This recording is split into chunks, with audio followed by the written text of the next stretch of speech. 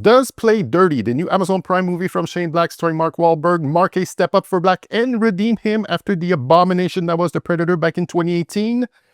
Come find out.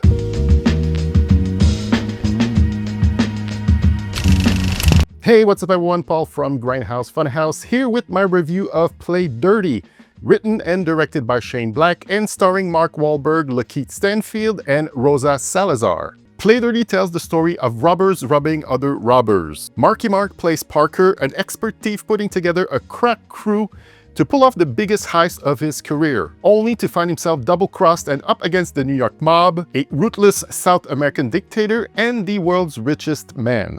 What worked for me is that it's technically well made. It's Shane Black. He's a good director who knows how to make really slick action movies. What doesn't work for me? The plot. It's a mess of double and triple crosses that aren't interesting and have been done way better in other movies. Take the opening racetrack heist. It goes completely sideways, spilling onto the track itself. A car's trying to escape, horses are getting hit, people are getting run over, and I'm sure they were going for a holy shit moment, but this absurd attempt at action and humor just doesn't work and sets the tone for the rest of the movie. The main heist of the movie, it's stealing from a country's corrupt president who hired a crime syndicate called The Outfit, run by an Italian mobster named Luzzini.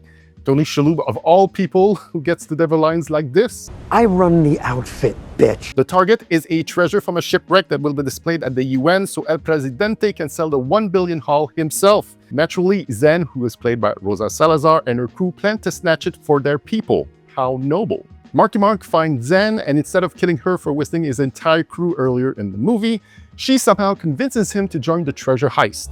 Interested? Then he ropes in other thieves, Lakeith Stanfield and Keegan-Michael Key, both in forgettable roles, just cashing a paycheck.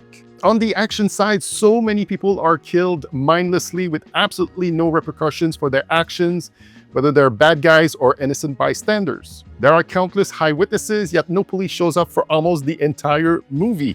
In 2025, with cameras everywhere, the entire law enforcement infrastructure would be on high alert because of all the mayhem they've left behind. But any sense of realism is thrown out the window and you end up completely disconnected from it all. I mean, don't get me wrong, I can check my brain at the door for these kind of movies all the time, but for this one, I just couldn't. There's a Fast and Furious style subway train scene transporting the treasure.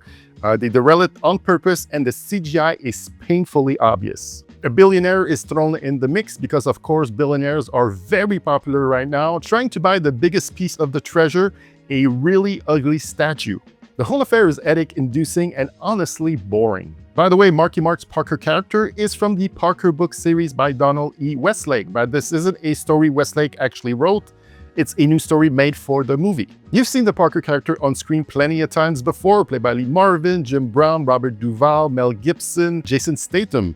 That's not bad company, and I have preferred any of them in this role instead. As for Marky Mark's performance, he's basically stone-faced throughout the entire movie, a giant charisma vacuum delivering a monotone one-note performance. Unless he's playing the character true to form in the books, which I haven't read, so I can't say for sure, I highly doubt it. You just don't buy him as a master criminal. They're talking about him as if he's some sort of super genius criminal.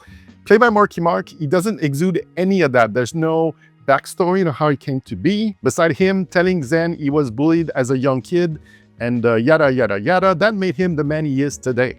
I was 8 years old, and I was a fucker with the plan. There's no chemistry between Marky Mark and Lakeith Stanfield, who plays a con artist and actor, a passionate theater performer that funds a struggling theater group through his heists he does with Marky Mark. Lakeith, who's usually a pretty interesting character actor, but here he feels like he's on autopilot. When I go see a Shane Black movie, I expect all those Shane Blackisms, the buddy cop formula, blending violence with meta-noir humor. It's set during Christmas, which at this point feels like a crutch for him. Merry Christmas, Parker. Merry Christmas, Garfield. From what I understand, those Parker books fits his writing style. That's why he's been trying for years to get what off the ground. It should have been a slam dunk. Here's an example of a clever quip he came up with. So you're really fucking kidnapping me then? No, well, yeah, I mean, we already kidnapped you. We're just keeping you. We're kidnapping you. His trademark quippy, sarcastic banter, what he's known for, just sounds flat here. The movie drags along until the end, when there are a few more double crossings. Some people got what they deserve, some don't. And then Lakeith Stanfield let us know it's over. Man, motherfucker! My final thoughts on Play Dirty is that it's mildly entertaining at best, technically competent, but completely hollow. No originality, no emotional punch, nothing that sticks. This is a movie that should have been a tight 90 minutes, like the good old days of action films, not the drawn-out 128 minutes hollow experience that it is. Like I said earlier, it's not even a turn your brain off and have fun movie, which I can usually handle. It's pure by the number filler, another forgettable thumbnail in Amazon Prime's endless streaming movie vault. So much money wasted on so little payoff. Every character is unpleasant, there are lucky breaks in the story at every turn, making it far too convenient for the plot to move forward. The CGI is pretty crappy. When you have a cameo from Mark Cuban with a shit-eating grin on his face, you know something's wrong here. But the real disappointment here is Shane Black. He's my go-to guy and probably yours for these kind of movies. 2016's The Nice Guys is an absolute gem and my favorite movie of that year. My theory is that he's become disillusioned by the commercial failure of The Nice Guys and has been churning out direct like The Predator and now Play Dirty, giving the people what they think they want, and it's just not working. And look, I'm saying this as a fan of the man. I take no pleasure in it. I hope his next movie will be a return to form. Save 120 minutes of your life, watch The Nice Guys instead, you'll thank me. So that was my take on Play Dirty. Share your thoughts on Play Dirty in the comment section below and let me know what is your favorite Shane Black movie. As always, thanks for watching and I'll say to you, ciao bye for now.